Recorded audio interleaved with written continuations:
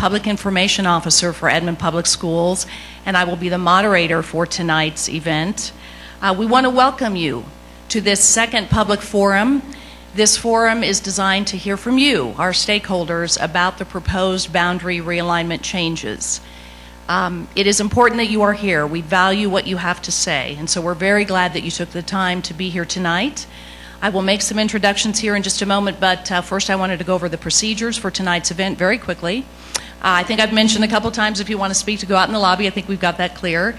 And about the colored cards. Part of the reason we're doing the colored cards is so that we can maximize the number of topics that we can explore with representation from all of the groups of topics. I'll be, as I said, I'll be rotating through those, calling speakers as time allows, and I think we'll have plenty of time tonight. Speakers are limited to 3 minutes, and we have a timekeeper up here up front. Tara, would you please stand up? Or Tara Fair will, she'll give you a 30-second cue, raise her hand, something like that. The board members will listen and take notes, but they will not engage in discussions or take any action. This forum is being audio taped for transcription, so if you could speak into the mic very clearly, because we do want to make sure and pick that up. And answers to all of the questions posed tonight will be posted to our website, that's edmondschools.net, just as soon as is feasible. I do want to say thank you to the committee members, some of whom are here tonight, who have worked tirelessly on the boundary changes, the proposed recommendations. It has been a very difficult process. It's been a time-consuming process. With the software that they were using, they were able to look at dozens of different boundary changes, and they put forth this plan that is on our website.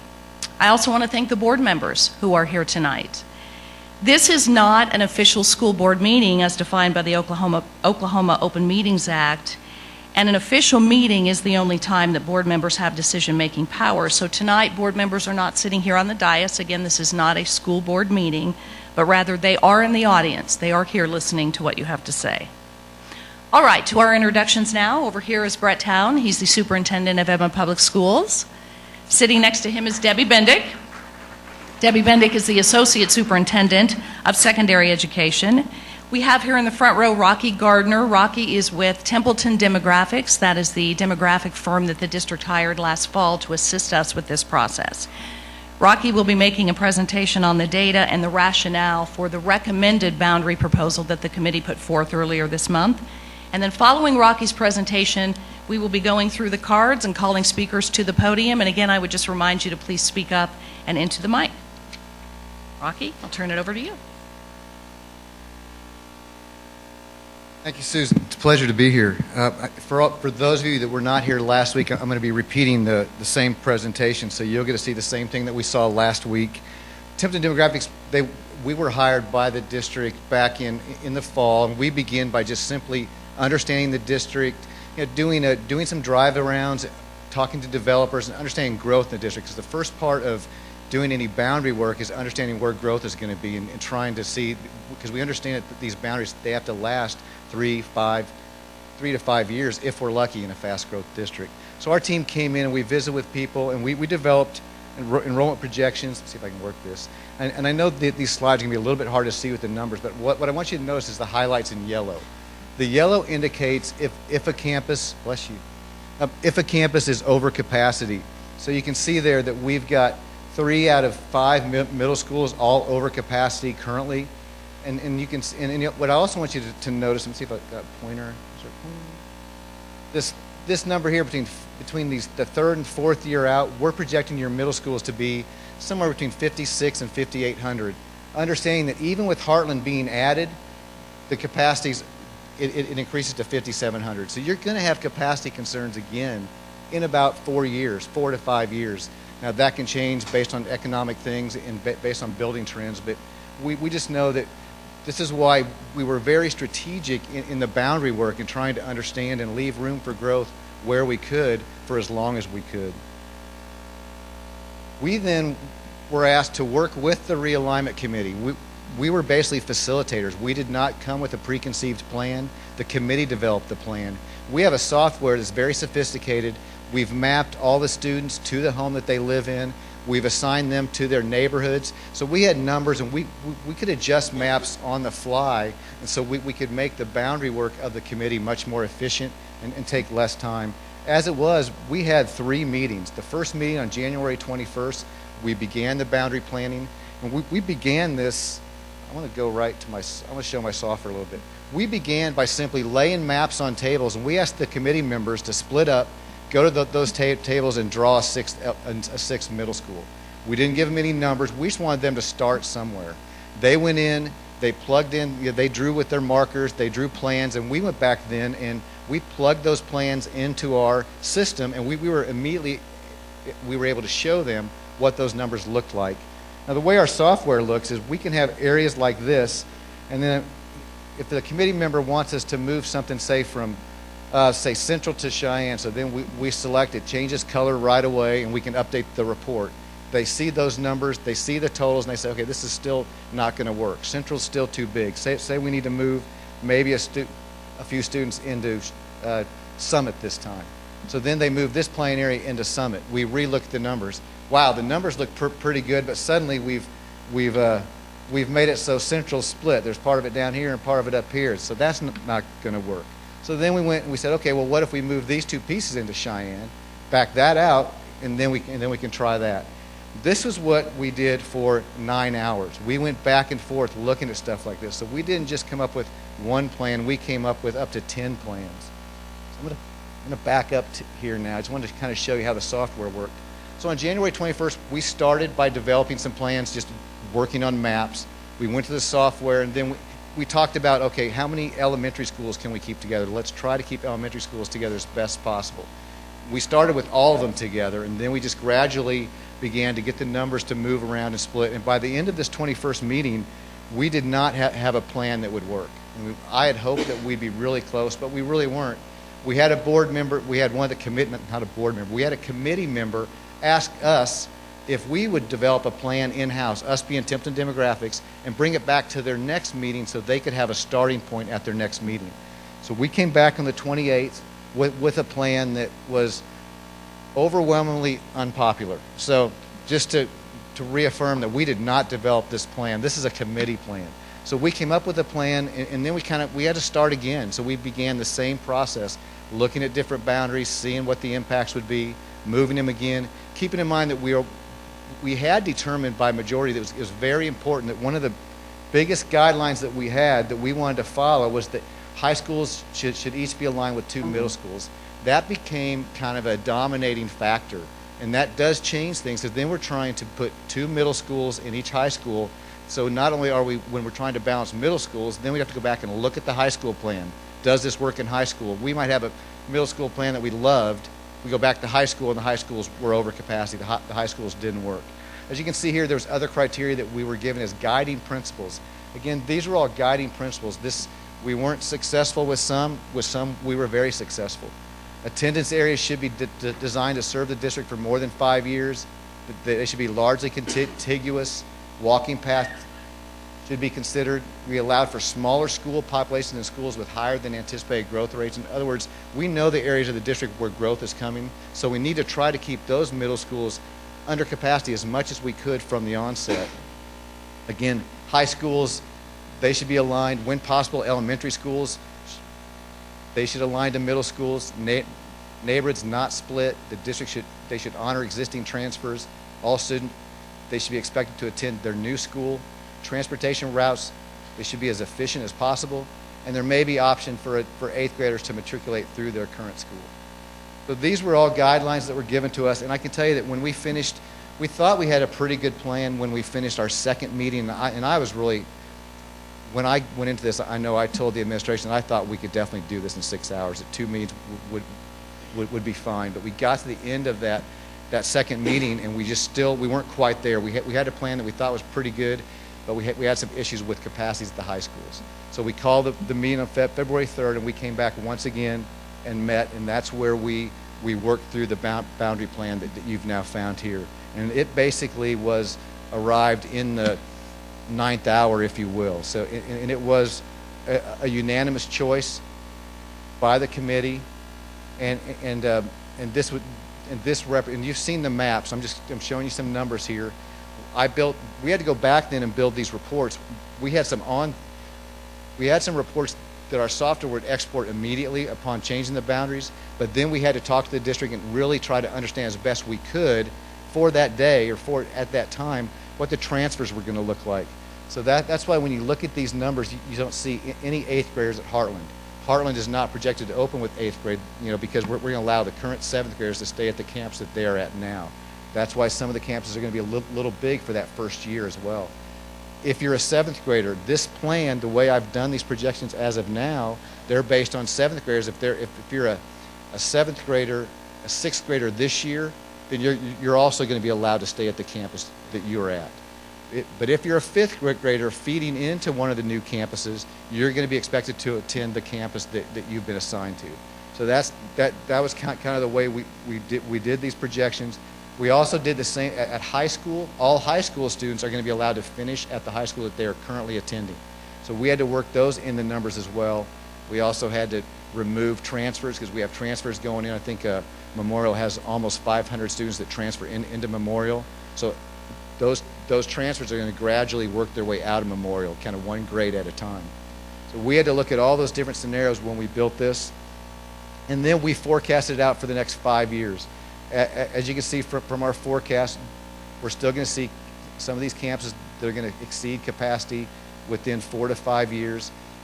In the high schools themselves, you're going to see some changes here. Memorial starts out fairly small, but they're going to build back up as students that have been moved to Memorial begin to matriculate into Memorial. So you're going to begin to see shifts there. These are the projections, and you've seen, I think we have that's the end of my slideshow. So I know we're going to sit back and listen to some more comment. I think the map's going to come back up as well. Thank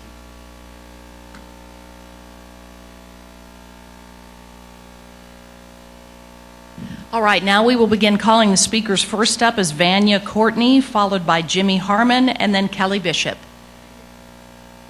Oh, I'm sorry. My apologies. This is not Vanya. This is ours. Thank you, Susan. We need to respond just in a few minutes to what has been put out as far as questions and some input from the public, and we want to address some of those questions now, especially in terms of why a certain neighborhood is someplace and why it's not. And in generality, I would just say we are still looking at some neighborhoods based on the questions that have been posed. We are looking at, and it's difficult to see from here, but a question, and there's about a half a dozen of these, so if you'll just bear with me. What I basically am going to tell you, though, is from the input that we've had from patrons, the board is going to be considering the plan in whole or in modification. That's the right that the board has at this point. I wouldn't expect 90% of this to change, or 95, or even 100.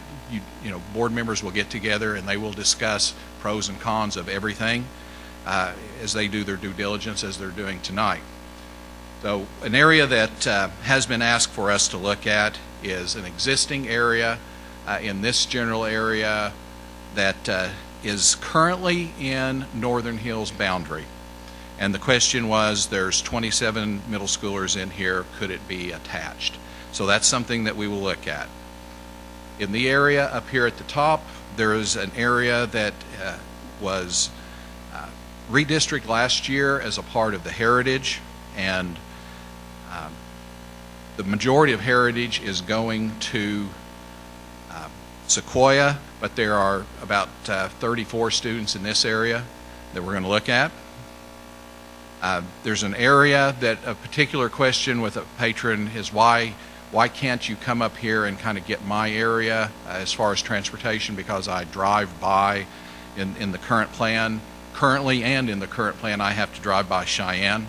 And as we looked at this area that's between Waterloo and Simmons going north, to do that just adds 90 more students to Cheyenne, and it takes out 90 from Sequoia. So anytime one of those types of questions is asked, there is a cause and effect. Somebody wins, somebody loses, and you have to look at the total. So those are just items. That's the reality of moving students within the plan. In the area over here, in the Stonebriar and I think it's Homestead area, currently that is one that's assigned elementary to Frontier.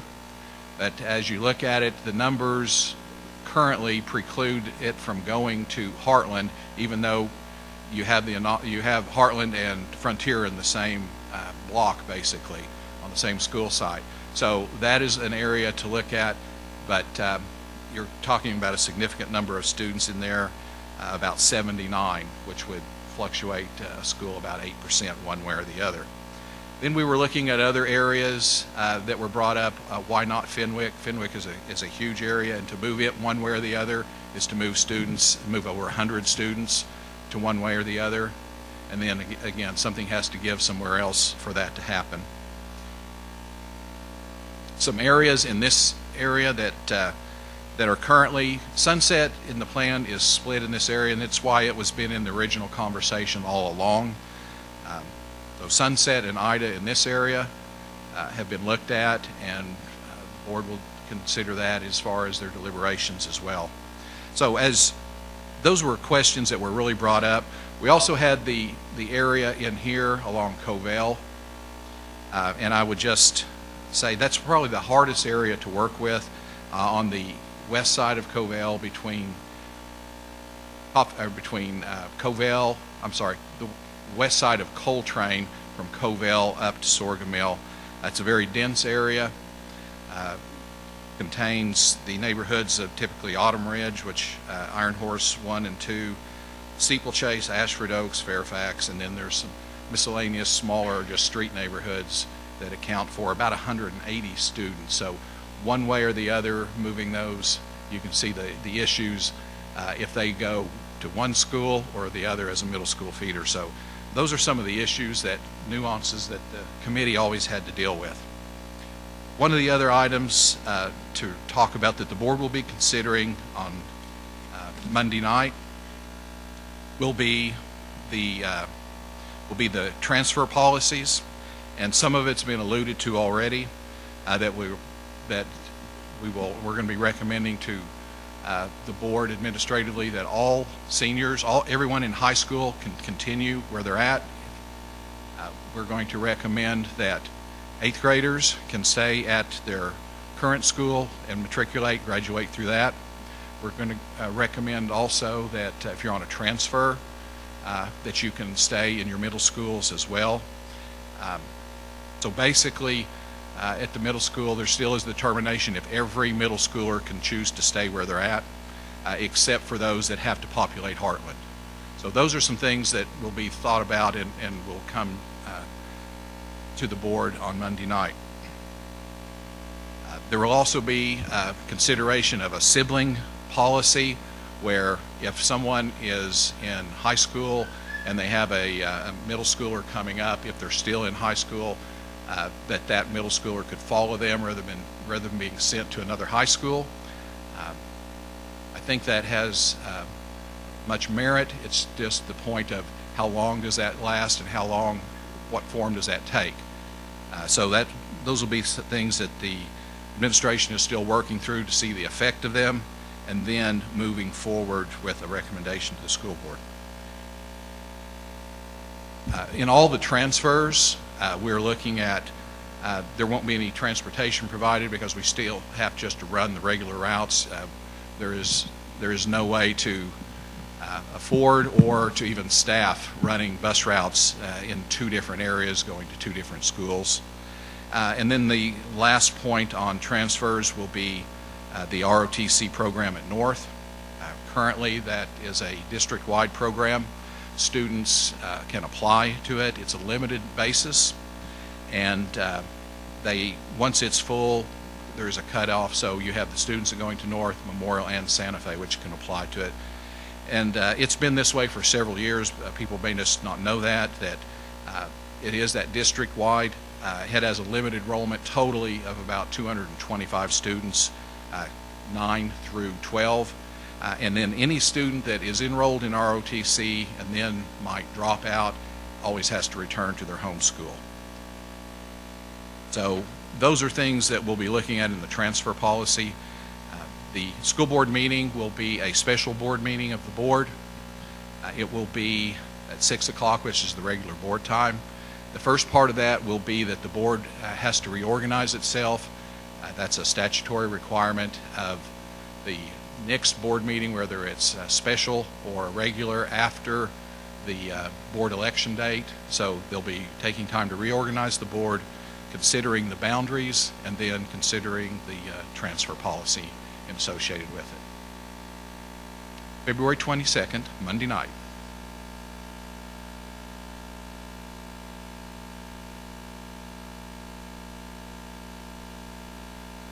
Okay, Tanya has decided rather not to speak. She said she got her question answered. So we're going to start with Jimmy Harmon, move on to Kelly Bishop, and then Charles Woodham.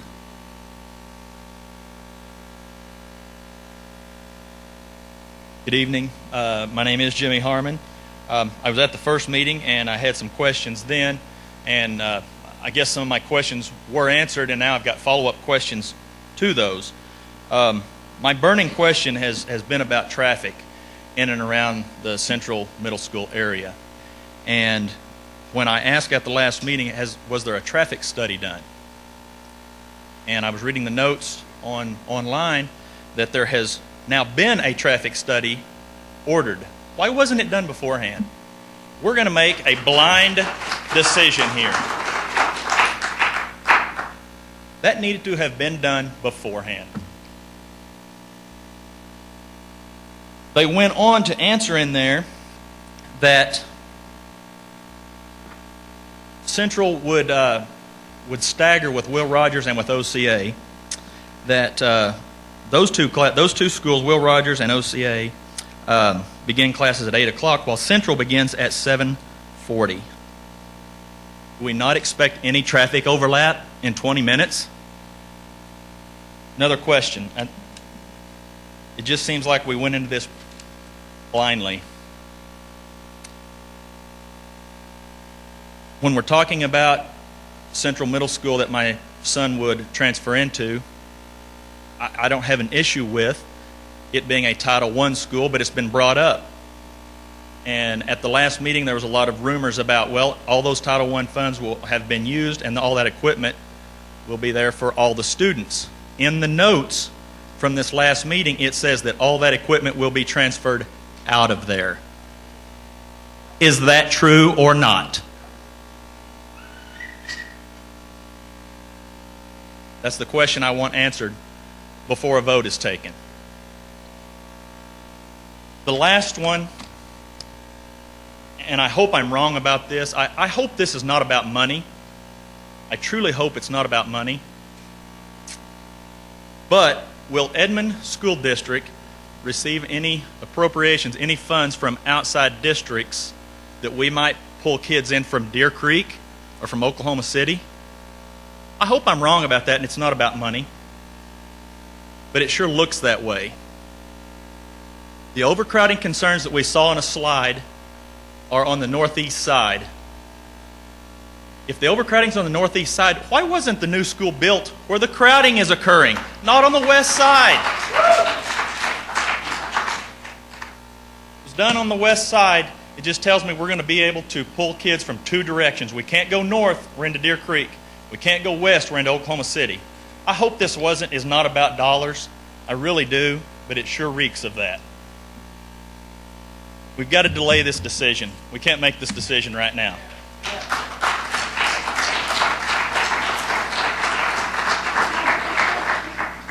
Is Kelly Bishop here? Kelly?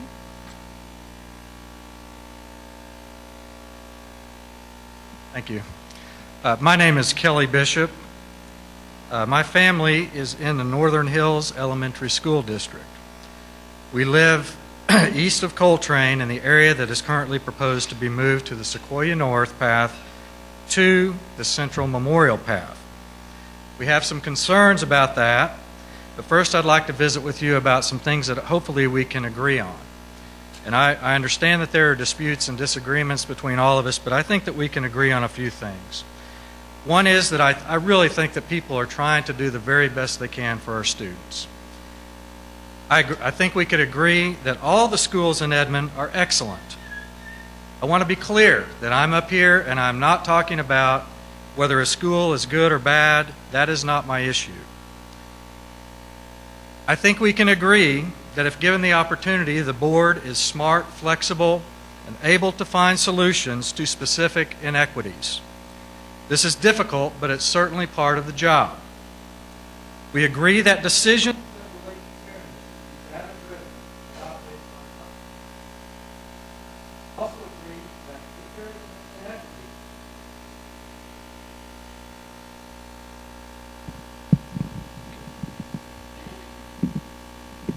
as I was saying, we agree that the decisions related to fairness should be data-driven. They should not be based on emotions, and everybody is emotional about all of these issues. However, where there is an inequity that can be resolved, it should be. And with regard to the data, let's talk about the data. Again, this is talking about the area that Mr. Town was talking about that is east of Coltrane, the Northern Hills District. Our concern is that this is only affecting 4 to 5% of Northern Hills student population. There are approximately 27 students out of over 600 students at Northern Hills who will be separated from their peers under this plan. This is roughly 1 student per classroom. We have a third grader who is one of 5 third graders in the entire school who will be affected by this change. I don't think anyone can argue that this is a fair or equitable situation for these kids. Further, 4 to 5 kids per year do not materially affect the enrollment at any Edmond middle school or high school. In addition, it's been made public that the area that we're in will be looked at again as redistricting will occur in approximately 5 years. So if there's growth in the future, we can address the numbers then. Okay, well, the mic messed up in the middle of it. Okay. I want everybody to know, and the board to know, that I'm a business owner, and I happen to be an alumnus of Northern Hills, Sequoia, and Memorial. As a business owner, I understand the concept of planning for the future, but I know that I have to look at how decisions affect today's numbers and today's people. In other words, it would not be right to ignore the families affected by this situation in order to draw lines that may address potential growth. Certainly, the current students should be taken into account more than potential numbers. We'll move on. I'll skip. I'm sorry. We know that all public schools provide an excellent education for all students. I know this not only because I'm a product of the system, but we are active parents of 3 children who have been in Edmond schools for 12 years. Our concern is not which school our son attends, but rather the small number of Northern Hills students that are affected. We are not asking for special treatment, only fair treatment for our son and all Northern Hills students. Thank you.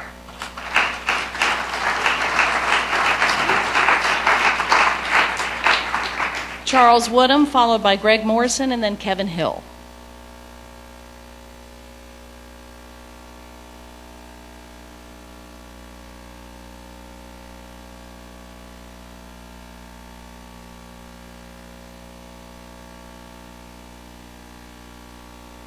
I'm a grandparent. I do not have anybody involved in this redistricting issue. When my children went to Edmond Memorial, they graduated, old now, and I've got 2 grandchildren. One's at Cimarron and the other one is a sophomore at Memorial. This is not a fairy tale. It's a true story. Names have not been changed to protect the innocent or the guilty. In 1985, 31 years ago, we had a mid-high of 1,800 students, about 110 faculty members, and the support staff. Coming from Edmond High School, at that time they were 11 and 12, we had the high school students coming over for the vocational agricultural program. And we started the program in 1975 for ROTC, which is a very outstanding program. We had 1,800 kids on campus. We had a lot of portables. To this day, I never remember any student being hit by a car, motorcycle, or a bus. We had some fender benders. Usually it resulted in anger and inattention to what they were doing. Nothing serious. The Presbyterian Church over the years has been a partnership with us. We always were concerned about funerals. We worked that out. Parents used the parking lot at Central, at the church, picking up students. The other streets I want to mention to you, you need to drive the area if your child is affected by this transfer. I'm not speaking for the transportation department at all. I've got them here. You need to look at 9th Street, Rankin, the church area, East Drive, 10th Street, and College Street. Those are streets over there. I won't tell you the directions, whether you go up and down Rankin or 9th Street and what have you. You can figure that out simple enough. One issue I do know as a transportation director when I was, a lot of parents, rightfully so, and I'd probably do the same thing, bring their students to school the first day. That presents some problems. There's a lot of traffic. But after 2 or 3 days, everything bounces out. Maybe a week. You got to adjust some of the bus routes and squeeze some things around. It's sort of like trying to keep Jell-O in your hand. 1,800 kids was a lot of students. I shouldn't call them kids, students. They were good kids. We had some problems, yes. What, 30 seconds? Anyway, if you would look at those, this too shall pass. We'll be okay. We'll stay positive. Optimism always overrules negativism. And oh, by the way, we had one high school and one mid-high. We went to all the boundaries, east, west, north, and south. There's 131 square miles plus in the Edmond School District. The students had certainly a lot longer time on the bus. This is a piece of cake when you're coming to ride the bus because we had one high school and one mid-high. Thank you. Here comes Greg, then Kevin Hill, then Carrie Samara.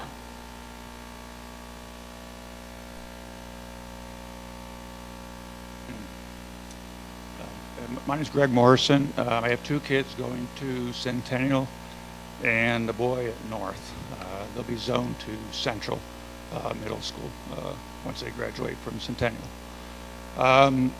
My concern is the premise of continued growth in the district. I think Edmond's a great place to live. It's experienced a lot of growth based on that. And it's, I look at the price of oil. We all know what the price of oil has done recently. It's dropped dramatically. And I go back to 1986 in a similar scenario, and I don't have census figures for Edmond, but really for Oklahoma County. There's actually a 5% decrease in population of Oklahoma County. And it took about 5-6 years before that population got back up to where it was, 1986 levels.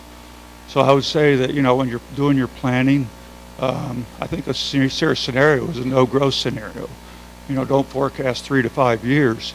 Just do a 2-year plan based on current student populations without much growth. You won't have to maybe push the boundary so much and split kids up and that sort of thing. So I don't know if that's an option for you right now, but really this, the price of oil now is really kind of a deja vu to 1986, and I don't want to forecast the price of oil. That's there's no business doing that. But, really, a no-growth scenario would be a reasonable option with a lot less change in the current plans. Thanks.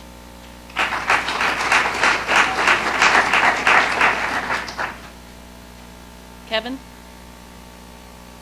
then Carrie, then Kristen Hupty.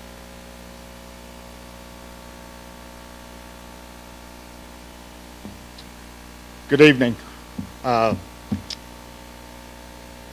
This change is not going to affect my family, as I have 2 high school students left at Edmond Memorial, a junior and a senior, and they are transferred there by choice. We have transferred them into Will Rogers when they were in elementary school, and we transferred them into Central Middle School for the time that they were there. I am a product of Edmond schools. I moved to Edmond in 1972 and was raised here most of my life. After I heard the comments from last week, I thought it important for you guys to hear from somebody that actually sends their kids to those 3 schools by choice.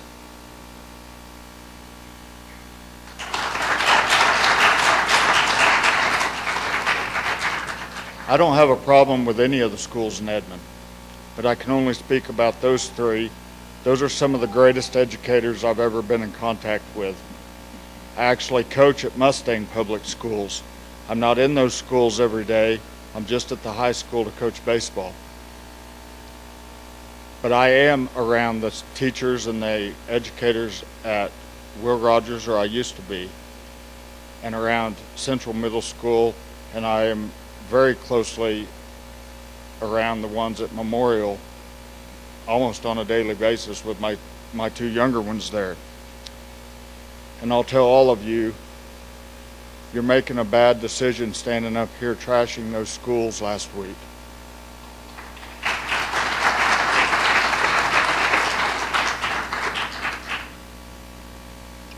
And I would suggest that you ask your kids, get their opinions.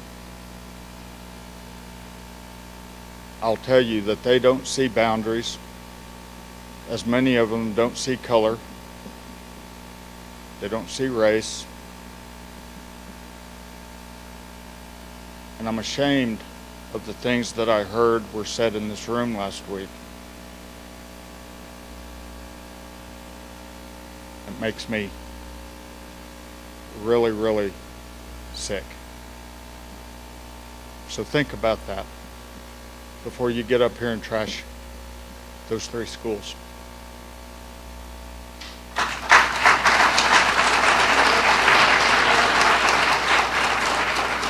We have Carrie, and then Kristen Hufty, and then Jennifer Boutwell. I hope that's correct, Jennifer.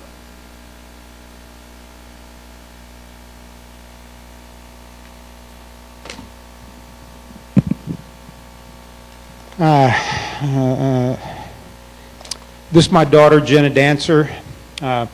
Your decision will result in her getting up 15 minutes earlier for the next 7 years of her life to have to, instead of 5:30 in the morning, it'll be 5:15 in the morning. I'm wondering if any of our board members would like to volunteer to come in early for the next 7 years of their lives, to put in an extra 15 minutes of work. It's not only her, of course, it's my son, same thing. Jenna, do you have too much time in your life? Does 15 minutes matter to you?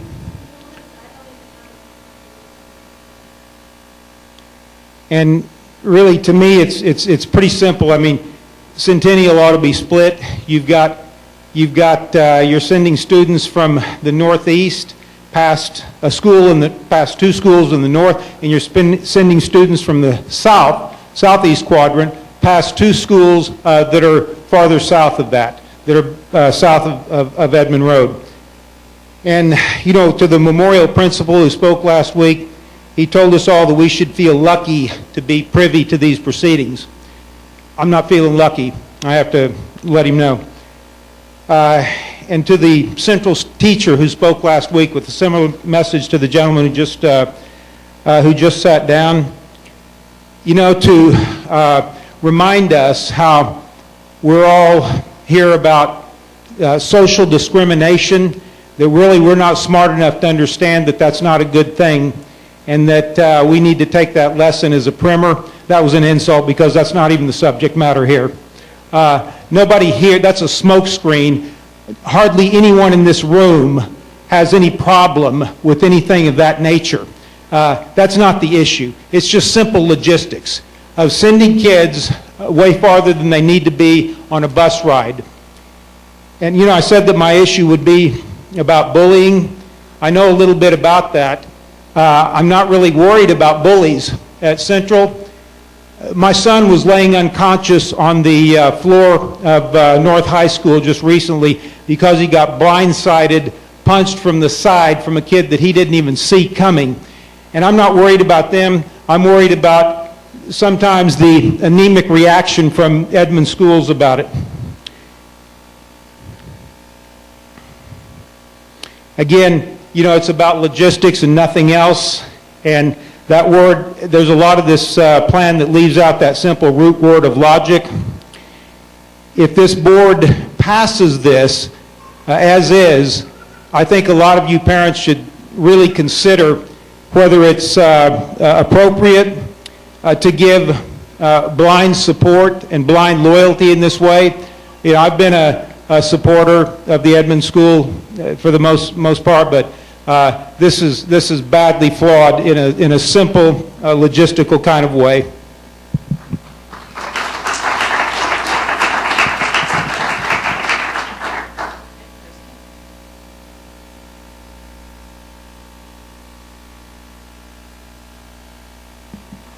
My name's Kristen Hufty, and I have been the parent of EPS kids for the last 12 years.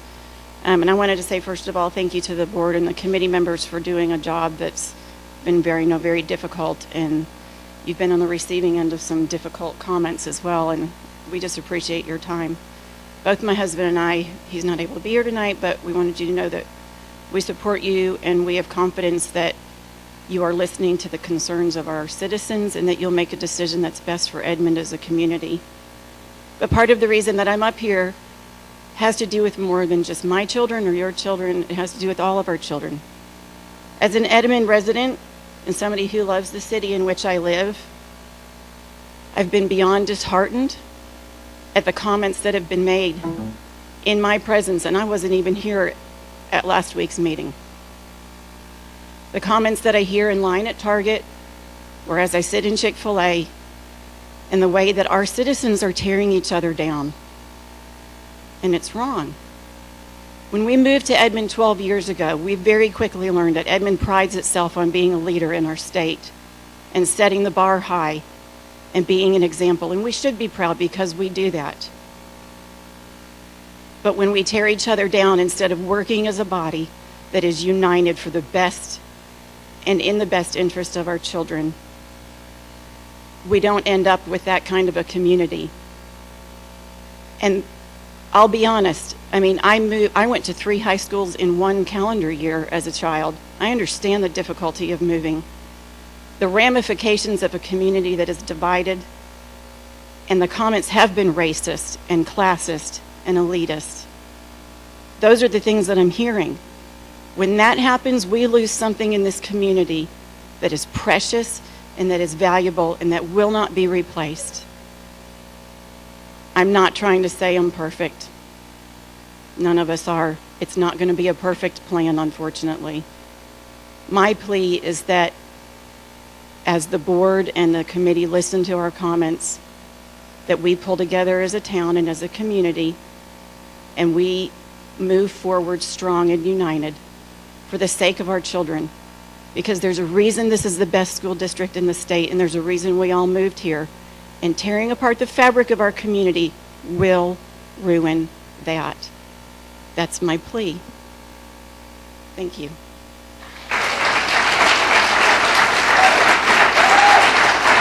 Up next is Jennifer Boutwell, followed by Lynn Neumeister, and Darlene Kness.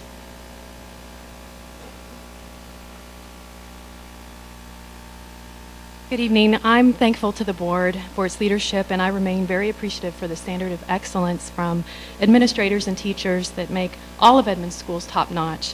I'm here tonight to express concern over the committee's conclusion that a portion of Frontier Elementary students may not go to the middle school directly across the parking lot. The factors necessitating the redrawing of the middle school boundaries had a lot to do with the opening of Heartland, scheduled for this August. So in considering how to fill Heartland, I would ask the committee to first look at the elementary elementary that shares the same Explorer Drive address and conclude that its students should attend there. I understand Frontier isn't the only elementary under this proposal that's split between two middle schools, but it is rather uncanny to be the only elementary in such close proximity to a middle school and yet have students excluded from attending there. Boundaries for Frontier were the newest to be drawn in recent years, so if it was sufficient for the 2013 opening, I'd like to think it would be sufficient to be a complete feeder to Heartland, especially since it shares that same location. Many Frontier students, my neighborhood included, are qualified by geography to attend the elementary on one side of the parking lot, but not the middle school on the other, and it just doesn't seem very rational. But anyway, most know that Heartland was built to help relieve Summit's population, so I wonder about that portion. I think it was 79 that Mr. Towns mentioned from Frontier that's now disenfranchised from its campus.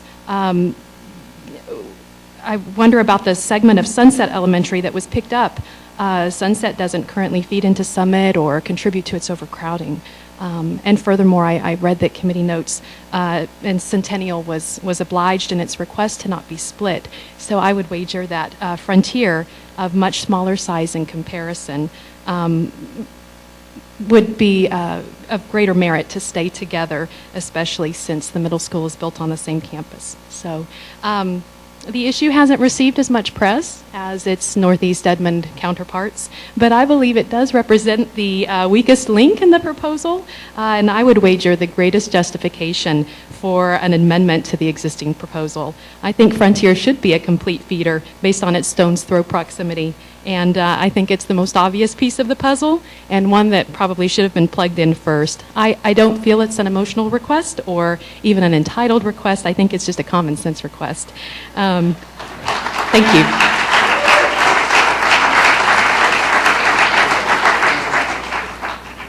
Is Lynn here?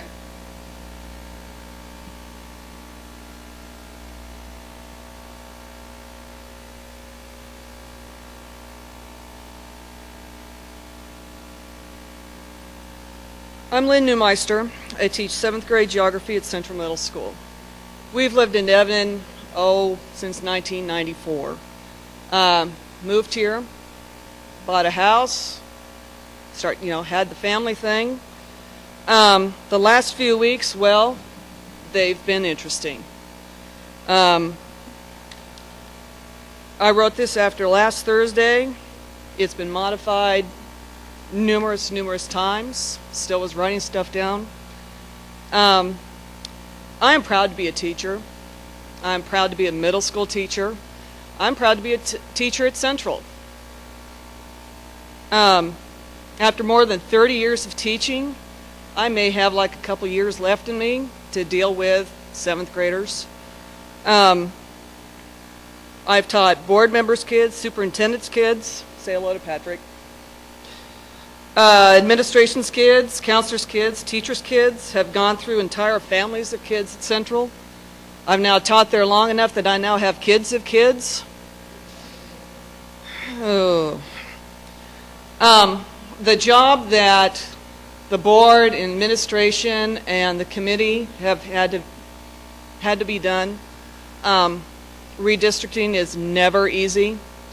It is not going to be happy for everyone. You're not going to get through this without a lot of punches being given. In the past and the future, we at Central welcome the opportunity to work with anyone that walks through our doors.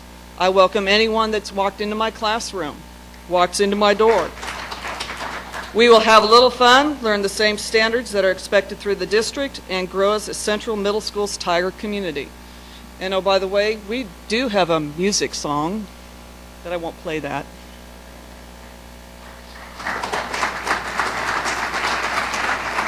As Darlene makes her way up here, following Darlene will be LG Hamilton, and then Casey Wong, and then Greg Morrison.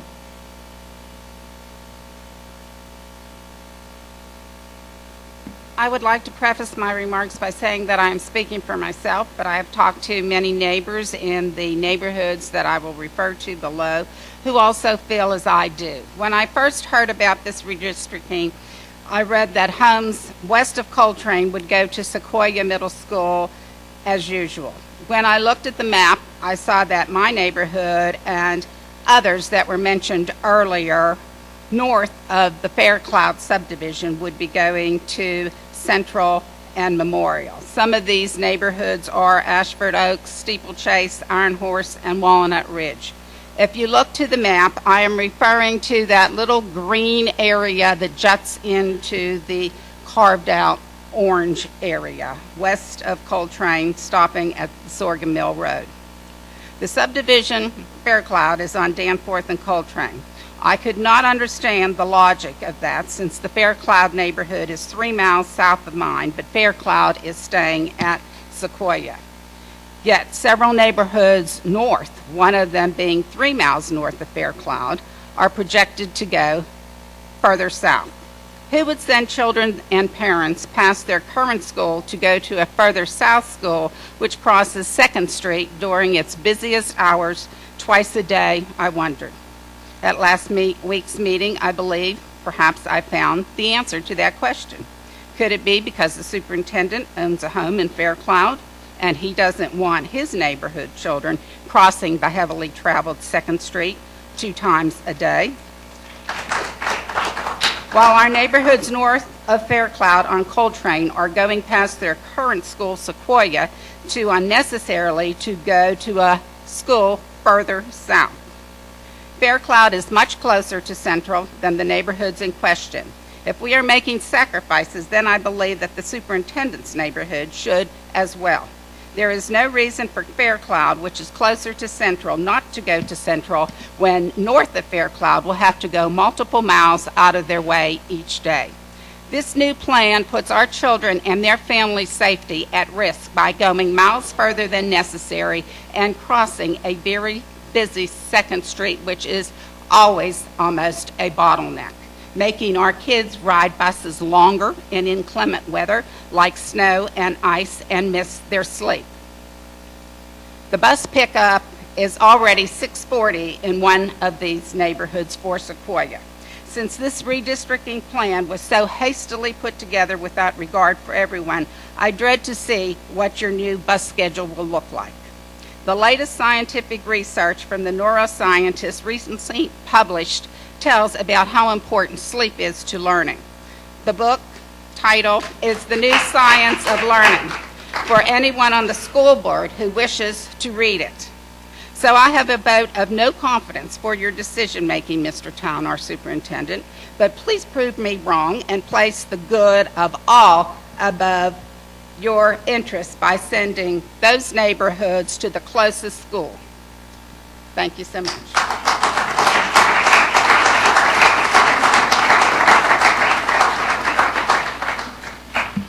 You'll have to forgive me because I'm very much an introvert, so this is very difficult. My name is L.G. Hamilton, and I have 3 children in the Edmond schools. As it stands, my 3 sons are all achievement-oriented students. This is so because my boys are motivated and engaged. My wife and I are aggressive in providing an environment that encourages success. We are very involved in every moment of their education. We have confidence in the schools that our boys now attend in providing that framework and instruction that meets our expectations and goals, and that is not by accident. We have been very intentional with our life choices to ensure the education of our children and where they attend school, and this plan completely obliterates everything we set up. That said, we have strong objections to this proposal. The plan fails to recognize the most basic logistical issues like traffic concerns, distance, as families from Edmond will pass each other as they attend schools opposite each other. It also ignores the real issue with the incredible amounts of time children will now spend on the bus. Many of our kids already get on the bus at 6:40 a.m. This will no doubt require an additional pickup time. More importantly, though, this plan negates the efforts taken by so many families to actually have a voice in where their children attend school. Many of us chose our homes in certain areas to ensure that our children went to certain schools.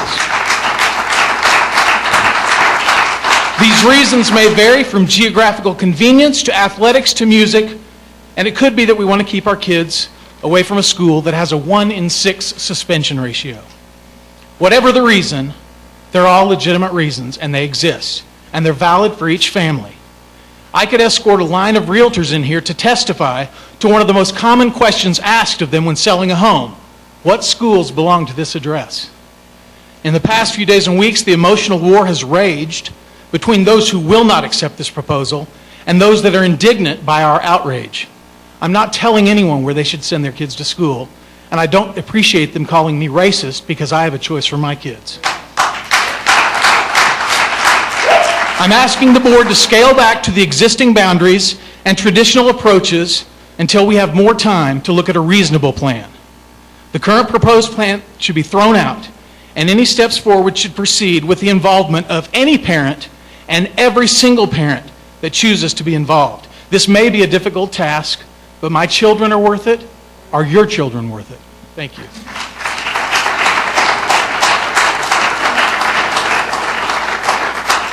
Up next, we have Casey Wong, followed by Greg Morrison, and then Susan Barker.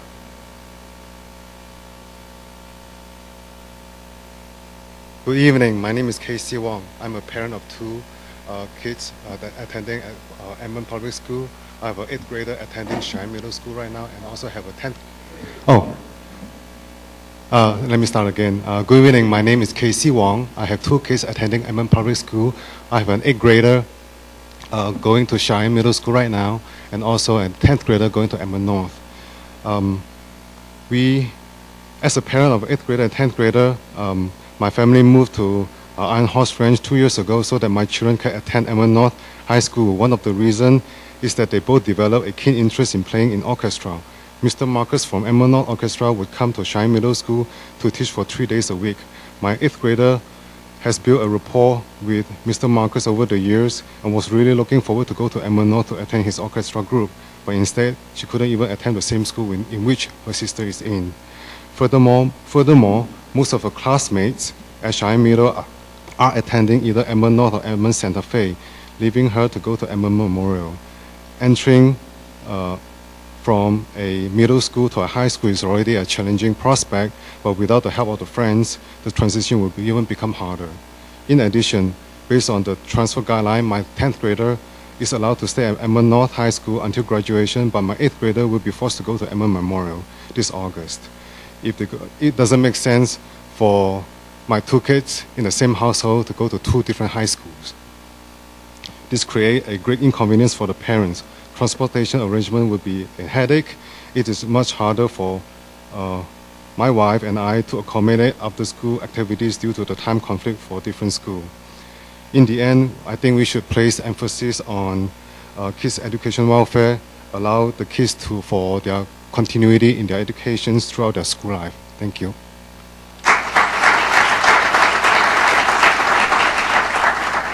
Greg Morrison has already spoken, so Susan Barker is next, followed by Dorothy Offerman and then Michaela Offerman.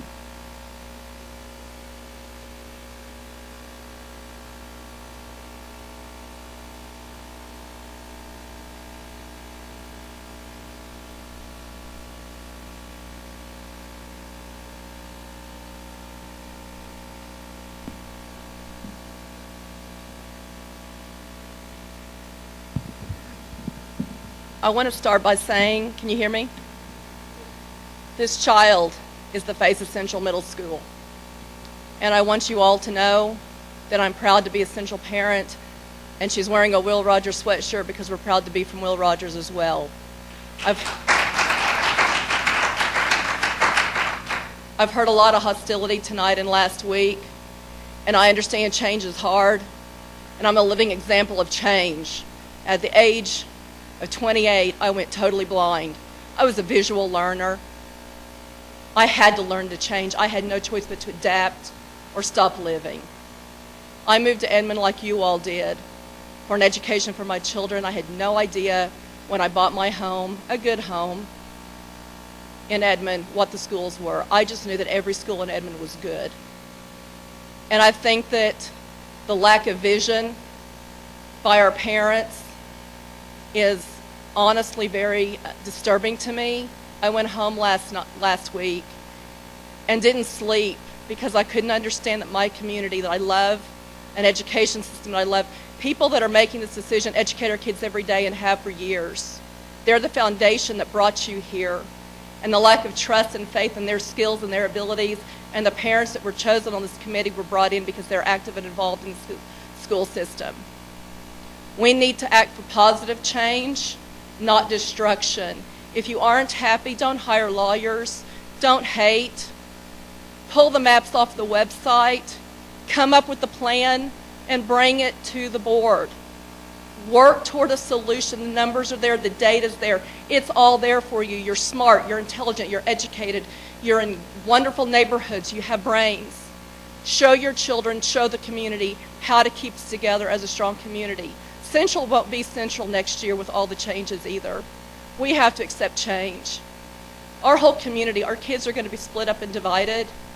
The character's going to change.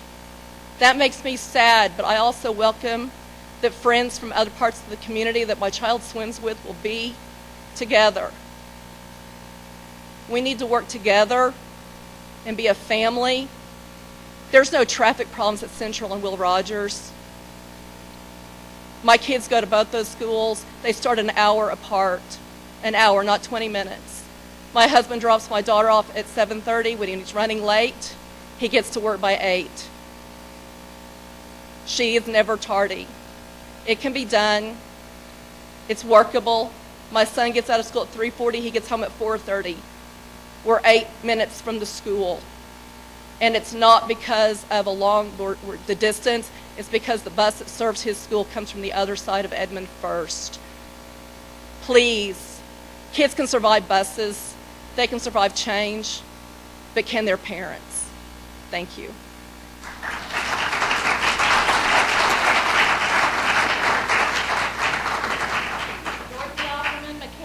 And then Holly Bray.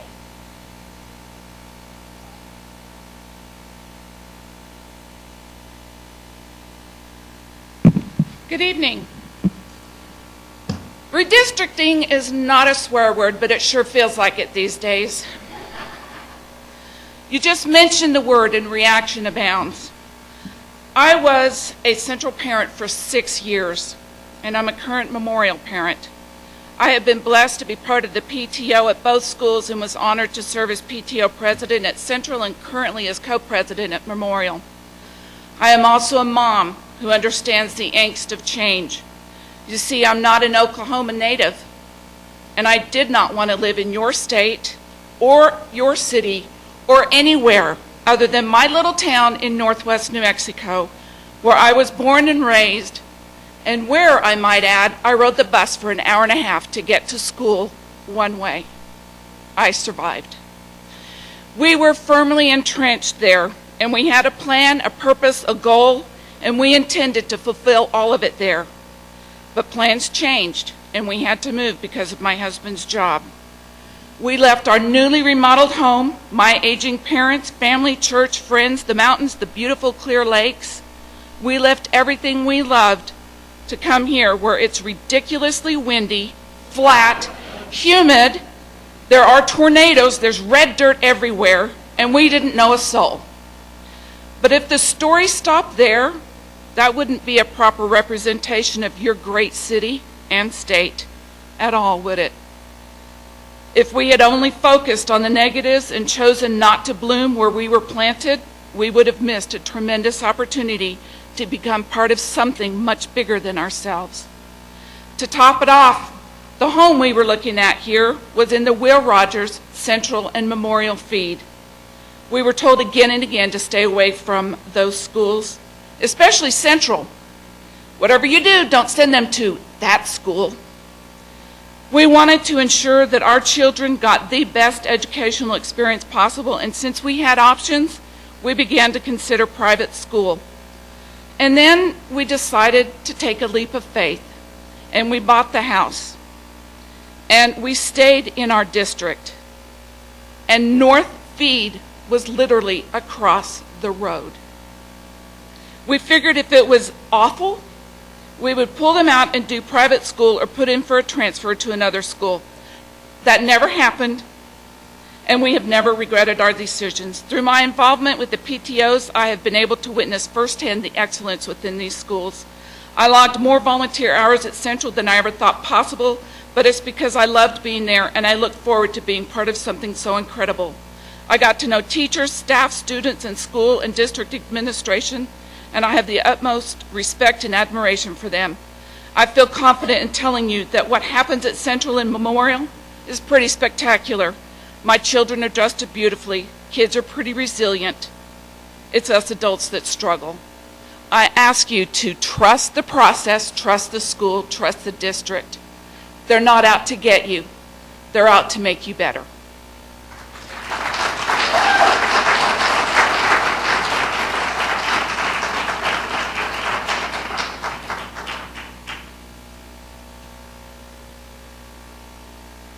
My name is Michaela Offerman, and I am a freshman at Oklahoma Baptist University. I graduated from Edmond Memorial High School last year, and I attended Central Middle School and Will Rogers Elementary School. And I'm proud to say that I've gained the best education I could possibly imagine with the best teachers I could have possibly dreamed of because of those two schools. Currently, I am a communication studies major.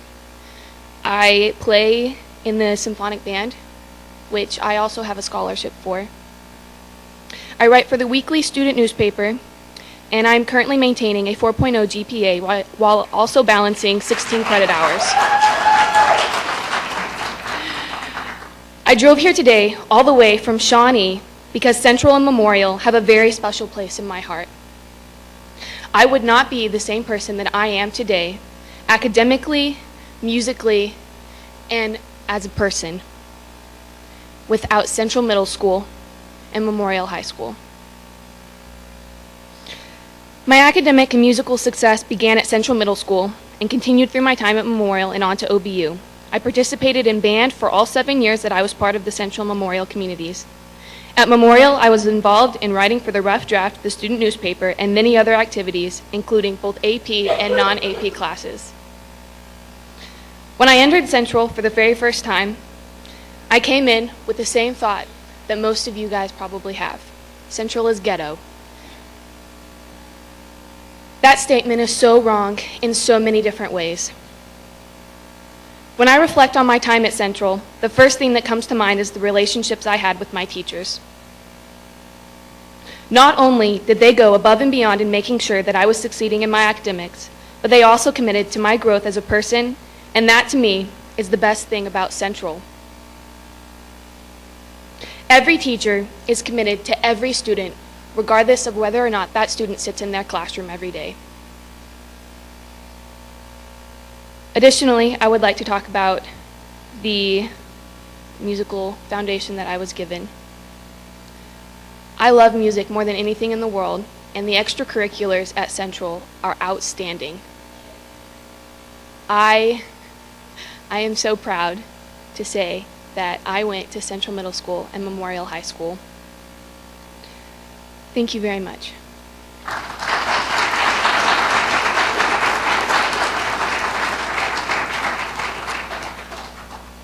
Just 3 more speakers, Holly Bray, Shannon Smith, and then Casey Klepper. If you did want to speak, please let us know.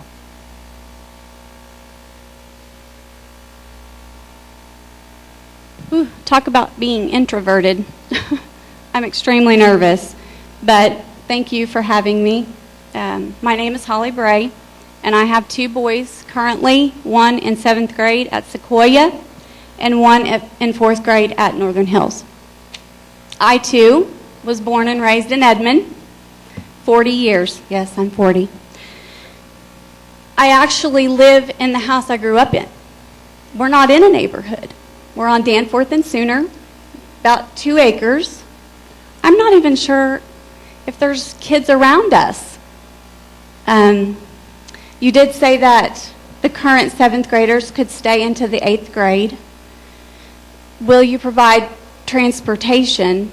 I'm a working mother outside the home, so my commute is 30 minutes.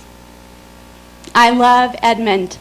I have nothing bad to say about any of it. I love the schools. I love everything about it. I guess I haven't heard all the bad things because I don't listen, because I know the truth. I know the truth. I did have some concerns about the selection process of the committee. I'm not active in any PTOs, but I sure would have liked to have been asked to be a part of that committee. I don't know how many committee members are a part of the northeast portion of Edmond that's being proposed for realignment that currently have students attending Sequoia. I'm concerned about that. I've looked at the map 100 times, and what a difficult decision. I have no idea. It seems hard. I think we need to delay a little bit. I know the overall goal was to keep the neighborhoods together and scale down the numbers. I don't know if there's land available on the northeast side, if that's ever been a discussion in regard to building more schools. I know that the high school that's being proposed. Okay, thank you. I am concerned about the traffic. I hear what everybody's saying, and it's not a big jam, but we're already getting up so early. That's concerning. Thank you for your time, and I hope that you guys consider maybe letting where we're at stay. I tell you, I know Annalisa is over by us, but as far as other children, we're just not in a neighborhood. Thank you.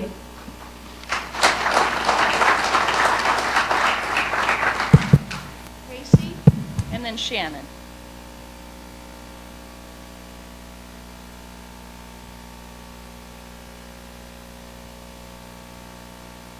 Thank you. Yeah, I was here last week too, and there's about half the number of people here this week. The reason I'm here again is just to follow through. I was always taught don't start something unless you want to finish it, and so I'm at both meetings to say the same thing twice to drive it home, mainly to the two people sitting over there and the people that make decisions. To me, this is about a logistic thing, but first and foremost, what's on my mind is I have a 10th grader, a sophomore at North, and a 7th grader at Sequoia. The gentleman over here addressed it to begin with, that it would make all the sense in the world that siblings are allowed to stay together. My concern isn't about academics. I'm very lucky. My kids have never gotten anything less than straight A's. You could give them a book with no teacher and they'd figure it out. It's not about that. It's about their friends, how they've made friends over their years together at Sequoia and then at North, and how siblings should be allowed to stay together. That's really important to every single parent that I've talked to, is that if you have a kid in high school with a younger brother or sister that's going to be in high school at the same time as them, they should be allowed to continue to go to the same school, and several people have addressed that. The other thing that pointed out on the board over there is this is a big jigsaw puzzle. They're trying to get numbers to smooth out at every school, and I get that. But when you look at the big section in orange to the north of Waterloo, that's largely going to Sequoia, okay? Those people are driving right past Cheyenne. Everyone I talk to loves Cheyenne. Everyone I talk to loves Sequoia. I would take that section and really consider putting some of those people into Cheyenne instead of Sequoia. And then I live in Iron Horse Ranch. I would have never bought my house a year ago at Iron Horse Ranch, which is west of Coltrane, okay?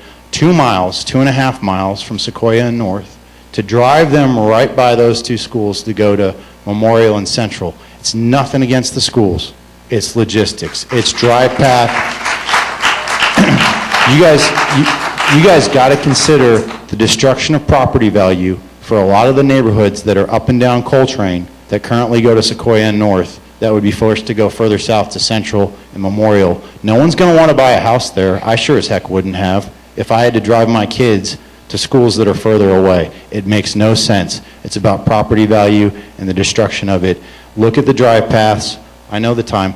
Look at the area north of Waterloo where they're not affected, whether they go to the closer school as Cheyenne or further away to Sequoia, and save some of the neighborhoods up and down Coltrane. Save some of that area.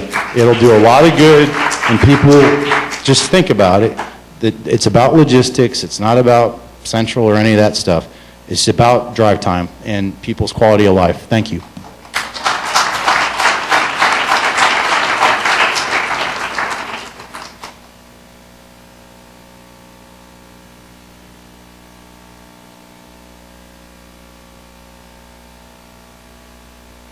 My name's Shannon Smith. We, in that little corner right off Covell, have been fighting, of course, the Edmond Walmart. And to add less traffic to this whole situation, we're trying to fight them. I know the city's being sued over that. But that particular area in the original planning of this redistricting we were told that it wouldn't affect us. And like the lady said earlier, somebody went in and fought for my child that I was not aware of the meeting, and someone went in and fought for my child to be sent to Central and Memorial instead of where we should have been at Sequoia and North. I'm a mother of 3. I am a divorced parent. I am now remarried, and we have a little girl. When we bought our home in Edmond, the boys, my boys from my previous marriage, went to Summit. My son went to Summit. Both went to Russell Doherty. They went to Summit, where my son was exposed to, which no one's talked about this, so I'm going to bring it up, where he was exposed to drugs. I called the principal. I called the board. I said, what do I do? He's seen drugs in a backpack. What do I do?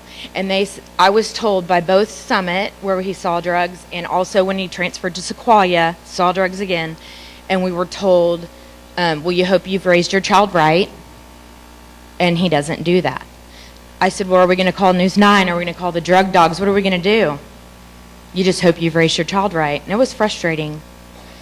My ex has chosen to send my sons to Bishop McGinnis, where they do drug testing. Also, in addition to that, they use iPads. All their work is sent through an iPad.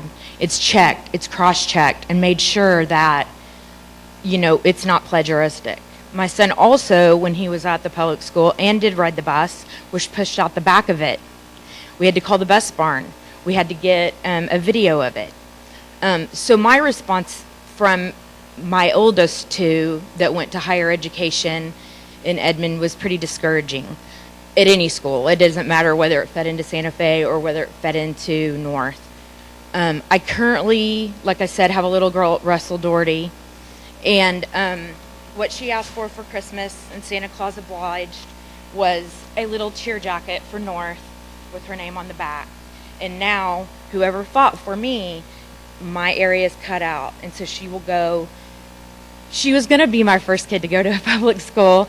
I'm a private educated adult, and my sons have been also, and it's frustrating because she was going to be my first elementary public school, and I'm not really sure anymore. I feel like it's a wasted time to pass schools, and I was willing to give or considering to give Sequoia a second chance because with my first one it was very frustrating, and my second one went to St. Elizabeth instead of public school because of the issues that I had in middle school. So I'm frustrated all the way around. I wish things were different. I wish we didn't have to drive, past schools to get to other schools. So, yeah, that's mine. We did have a parent who wanted to be added on, Joe Wright.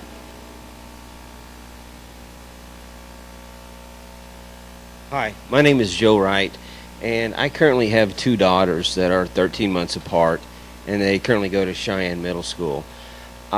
We are part of the redistricting process to where our neighborhood, we live in Barrington, which off 192nd and Western, which that area now will go to Heartland Middle School.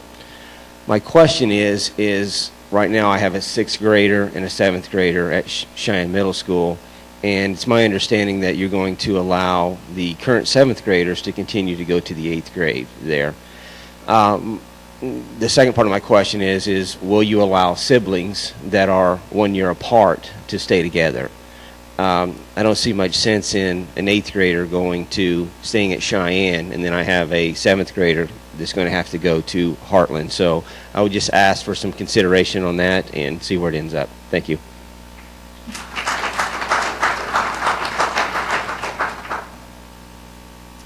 All right, that concludes our speakers. Again, we want to thank all of you for coming tonight. The next step in this process, as Superintendent Town alluded to, is the special board meeting scheduled for next Monday. It is scheduled for 6 p.m. right here in this room. And finally, just another reminder that we will be posting all of the answers to the questions that were posed tonight on the district website just as soon as we can get the transcription and get those answers put together. Thank you all for your time. We appreciate you being here.